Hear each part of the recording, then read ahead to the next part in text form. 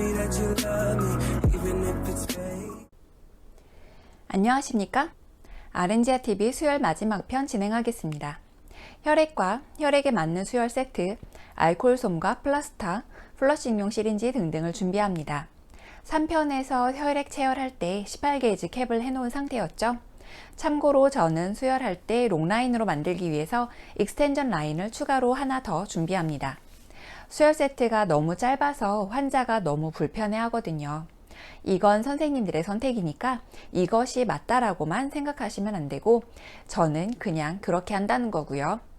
일반 수혈 세트에는 표준 혈액 필터가 장착되어 있어서 혈액에 포함된 미세 혈계 및 섬유소원 등을 걸러냅니다. 그리고 수혈 전 처치로 시행되는 항히스타민제인 페니라민을 준비합니다. 일반적인 히스타민 부작용을 줄이기 위함이죠. 페니라민 역시 그냥 원래 수혈 전에 주는 세트 약물인가 보다 라고 생각하시는 분들이 계시는 것 같은데 이유는 알고 드려야겠죠? 히스타민은 외부에서 내 것이 아닌 물질이 들어오게 되면 신체가 빠르게 방어하기 위해 분비하는 물질이죠. 일반적으로 가려움, 발열, 붓는 증상과 같은 알러지 반응을 억제시키는 것이라고 생각하시면 될 것 같습니다. 그런데 해열 진통제나 항히스타민제와 같은 수혈 전 예방적 투약의 적응증은 논란이 많고 임상적 근거가 부족해서 적극적으로 권장되지는 않는다고 하는데요. 제가 입사 시부터 지금까지 페니라민 투약이 시행되지 않은 적은 없는 것 같아요. 그리고 기본적인 것들을 시행합니다. 의료인 2명이 있는 상태에서 같이 환자에게 직접 본인의 이름과 혈액형을 말하게 하고 혈액을 다시 한번 확인합니다. 가끔 환자가 알면서 왜 물어 하죠. 저는 이럴 때는 짤 없습니다. 농담을 할 만한 사항이 아니니까요. 평소랑은 다르게 좀 정색합니다. 환자가 얘기할 때까지 물어봅니다. 표현이 불가능한 환자는 보호자가 반드시 있어야 하겠죠. 인적사항을 확인하고 다시 한번 수혈에 대해 설명하고 바이탈 사인을 시행하죠. 페니라민을 준 후에 수혈 세트를 그 자리에서 연결합니다. 폐갈비씨 수혈 시에 일반 수혈 세트에도 필터가 있고 백혈구 제거용 필터도 있다고 했죠. 중요한 것은 백혈구 제거용 수혈 세트 필터 아래쪽은 막은 상태로 우선 백혈구 제거 필터를 채워야 한다는 것입니다. 그런데 이 백혈구 제거 필터는 혈액을 좀 짜줘야 필터로 들어가져요. 그냥 가만히 두고 내려오길 기다리면 잘 안 내려와요. 제가 필터는 다른 곳에서 짧은 영상을 가져왔는데 한번 보시죠.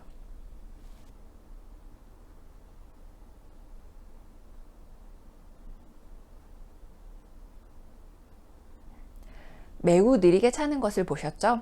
필터를 채우고 나서 챔버를 4분의 3 정도 채웁니다. 이것도 잠시 영상 보고 가겠습니다. 지금 보시면 수혈 세트와 혈액백을 준비를 했습니다. 수혈 세트를 보시면 이 부분에서 일반적인 것들을 걸러줄 수 있도록 필터가 장착이 되어 있습니다. 그래서 혈액백을 오픈을 해서 수혈 세트를 연결을 해주는 것이죠.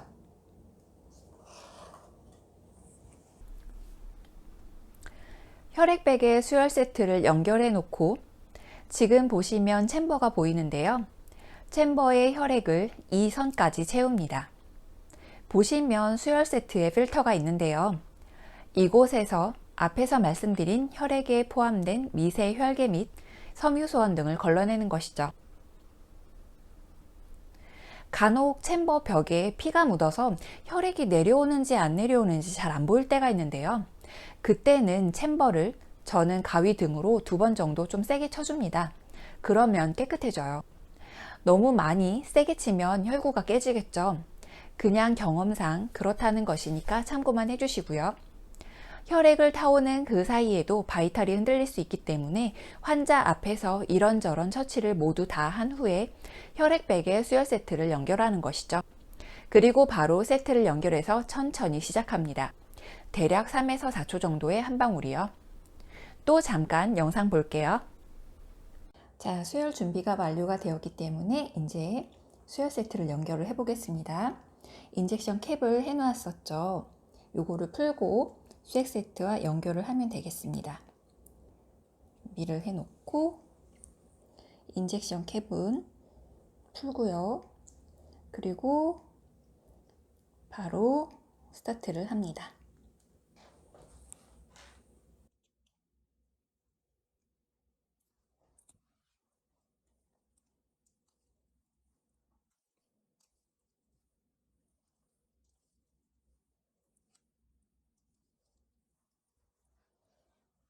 자, 환자에게 수혈을 스타트 해놨으니 이제 천천히 진행을 해보도록 하면 되겠죠?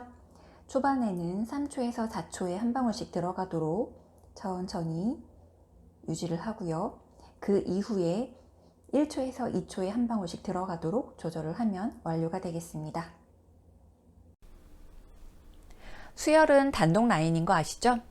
수혈의 급성기 부작용은 시작해서 대부분 5분 이내로 나타나고 15분 이내에 웬만한 증상은 다 나타난다고 생각하시면 될 거예요. 지연성 용혈은 하루가 지나서도 나타나는 경우도 있다고 하지만 그 이외의 부작용은 대부분 급성으로 나타나죠. 그래서 바이탈 사인을 측정해서 입력하는 것도 수혈 시작 시와 15분 간격 2회, 그 이후에는 30분 간격으로 계속 측정하게 되어 있죠. 수혈 15분 후에도 특히 부작용 증상이 없다면 속도를 좀 높이도록 합니다. 약 1에서 2초 정도의 한 방울이 되도록이요. 느낌상 시간당 80cc 정도는 되는 것 같습니다. 사실 폐갈비씨 혈액은 점성이 높아서 빨리 드리고 싶어도 빨리 주기도 어렵습니다. 폐갈비씨 200에서 240cc 정도이죠. 일반적으로 2시간에서 3시간 정도 주고요. 4시간은 넘지 않도록 해야 하고 주로 1파인트에서 2파인트 정도 주게 되니까 다 해서 2파인트 준다면 한 6시간 좀 넘게 걸리는 것 같아요. 30분 이내로 줘야 하지만 잠시 보관해야 한다면 2도에서 6도 사이로 보관해야 하고요. 혈액은행에서 타온 후에 4시간까지 유효하니까 반드시 시간을 지켜줘야 하겠습니다. 폐갈비씨 한 팩을 수혈하면 헤모글로빈이 약 1g/dL 정도가 올라간다고 하는데 실제 검사를 해보면 정말 딱 1만 오르는 경우가 있고 2에서 3 정도 올라가는 경우도 있습니다. 반대로 전혀 수치가 오르지 않는 상황도 있죠. 신체 스스로 조혈 기능을 포함한 수치가 되겠습니다. 앞에서 일반적인 폐갈비씨에 대한 수혈 방법을 말씀드렸다면 다음으로는 정말 귀찮은 PC, 팩도 작고 수혈 속도도 빠르죠. PC 하나당 40에서 50cc 정도가 되는데 5분에서 10분에 하나를 줘야 되고 주로 3에서 6파인트를 줘야 되는데 혈액을 타온 즉시 주어야 합니다. 어쨌든 PC는 거의 환자 앞에 킵하고 있어야 한다고 생각해요. 하나가 들어가면 바로바로 체인지 해줘야 되니까요. 잠시라도 늦으면 수혈 세트로 공기가 들어가 버리는데 공기를 빼내기 참 불편하게 됩니다. 그나마 다행인 것은 한 뼘 정도 들어갔을 때에는 수혈 세트를 꼬아서 올리기가 편하긴 합니다. 수혈 세트가 좀 부드럽거든요. 안 그러면 NGO에서 분리해서 공기를 빼내야 하는 불편함이 있을 수도 있겠네요. SDP는 한 개당 250에서 300cc 정도가 되는데요. PC 6파인트 정도가 한 팩에 담겨 있다고 생각하시면 되겠죠. 약 30분에서 1시간 정도 주어야 합니다. 일반 폐갈비씨 수혈 세트와 같이 혈소판 수혈용 필터가 있는 것도 알고 계시면 좋겠습니다. FFP는 한 팩당 150cc 정도가 되는데 30분 정도로 수혈을 진행합니다. 크라이오는 PC와 같이 한 개에 50cc 정도 되지만 한 팩당 10에서 15분 정도를 진행하죠. 혈전 여부를 주의하면서요. PC나 FFP는 수혈을 하면 어느 정도 교정이 된다는 기준이 있기는 한데 큰 의미는 없는 것 같아요.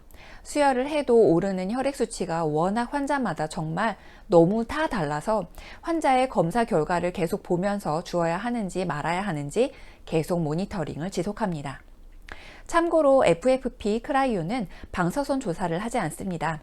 이식편대 숙주 반응 관련성이 보고된 바가 없기 때문이죠. 이식편대 숙주 반응이라는 것은 교과서에서 보셨을 텐데요. 수혈을 받은 경우에 우리 몸은 자기 것이 아닌 남의 것이 몸 안에 들어오면 면역 기능에 따라 그것을 공격하게 되는데 수혈 받은 사람의 면역 기능이 저하된 경우 면역 체계가 방어 기능을 수행할 수 없어서 반대로 이식된 즉 수혈 받은 성숙한 T 림프구가 환자의 세포를 비자기 즉 자기가 아닌 것으로 인식해서 표적 기관을 공격하며 발생하게 됩니다. 정말 간단히 말해서 수혈을 통해 들어온 것들이 환자의 몸을 공격한다는 뜻이에요.